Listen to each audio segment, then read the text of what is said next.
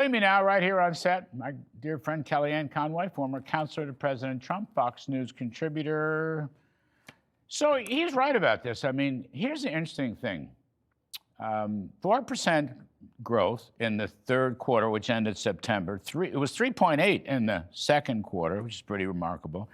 All the evidence shows there's a business investment boom going on, which I think comes directly from the One Big Beautiful Bill and write-offs for, you depreciate immediately for assets, machinery, equipment, build factories. Mr. Trump loves to build factories. Here's Mr. Trump with a successful Asian trip, I think you would agree, yes. Across the board. I mean, the China thing in some ways was the least of it, or maybe they're pulling back now, but all these alliances we're making with friends like Australia and Japan, but also Malaysia, Cambodia, Vietnam, all of that is very important. The border is shut down. So there's all these good things. But, interestingly, and I want to get your take on this, polling-wise, he's doing very poorly on the economy. Now, there may be reasons for this, but I will just say the averages from Real Clear Politics, okay, on the economy, Mr. Trump is underwater 41.54, 13 points underwater. And on inflation, again, the average of Real Clear Politics, and there are a lot of good polls inside that average, he's underwater by 25 points, 61% disapprove, 36% approve. I'm not sure why this is, but those are not good numbers for going into the midterm. They're just not good numbers in general, even though, as I said, the economy is starting to boom. And the inflation rate is not that bad. It's 3%. It's not getting any worse. So what do you make of that? I've been a pollster for decades, Larry. When people hear the word inflation, they're automatically negative. I think they hear the word inflation there more than they hear Trump. And inflation is that one sticky issue that's been so stubborn since COVID. People don't like what they're paying for things. But I would remind everybody, a year ago tomorrow, Donald Trump won in part because he said they broke it, I'll fix it. It takes a long time to fix something that broken. Inflation outpaced wage growth 26 consecutive quarters under Biden. He had anemic growth, if at all. He had high interest rates.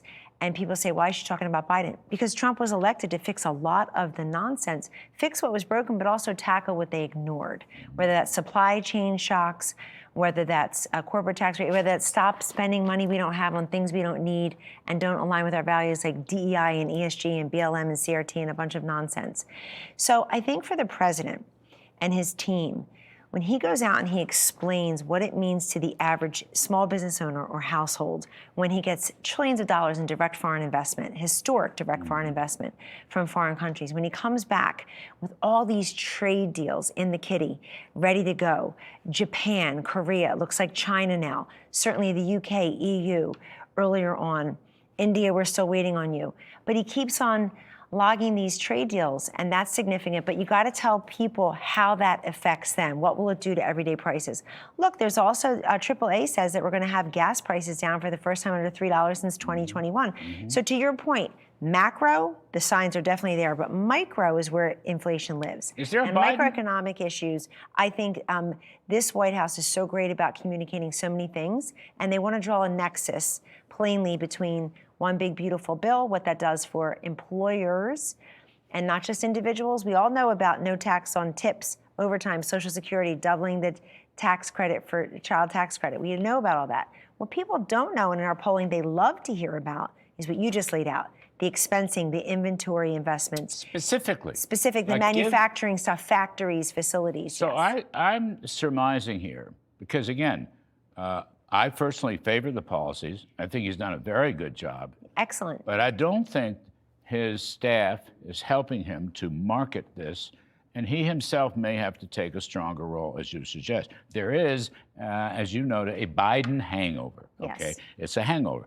Biden had over 20% inflation in 4 years. It's the worst thing we've had in about 40 years. So there's a Biden hangover. Some prices coming down, some prices going up. I think President and his group need to explain tariffs and why tariffs are not inflationary. There's no evidence that they're inflationary, but I don't think they've quite explained that. They'll say it, but they haven't gone through it. I think they need to tout 4% growth. I mean, I'd like to see senior staff on cable TV and on all kinds of TV, you know, every single day from morning, noon, and night to get out there. We did some of this in the first term. You and I were involved in that.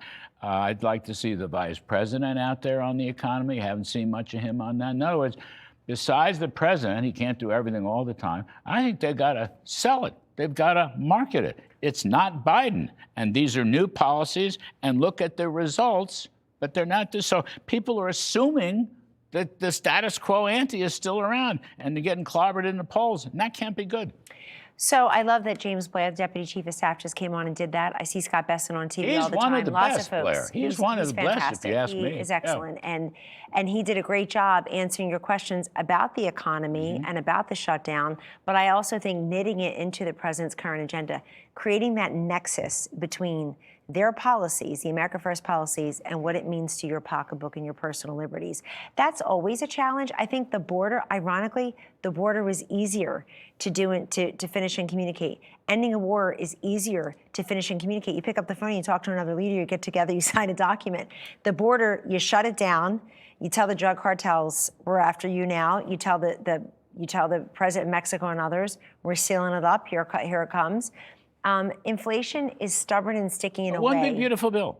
They walk so yes, but I want the Congress to do that too. Beautiful okay, bill. let me tell you something. Only the president. Yes. Well, the president should. He's out there saying and his people. Yes. Walk through why is it pro-growth and counter-inflationary, which it is. It is. All right, because if you're putting in new businesses, if you're making a new factory. And new investments in old businesses. Then guess what? You will hire people. And you will hire them at good wages. And you'll raise the wage voluntarily, not the way Seattle or San Francisco. And by the way, I'm going to cut your taxes on overtime pay, by the way. They did. Okay, he's got to get in. All that is anti-inflationary. It has to be explained. They've got a chance. I think people are waiting to do it next year for the midterms, and because things kick in on your April tax return, Larry. That things, I know a lot of seniors, I've heard from members of Congress, they say the seniors are so upset at home. They're saying, you said no tax on Social Security. Look at my statement and there's a tax. It's because it kicks in next April. $200 billion. But the facts are on their side. But $200 billion in tax savings will occur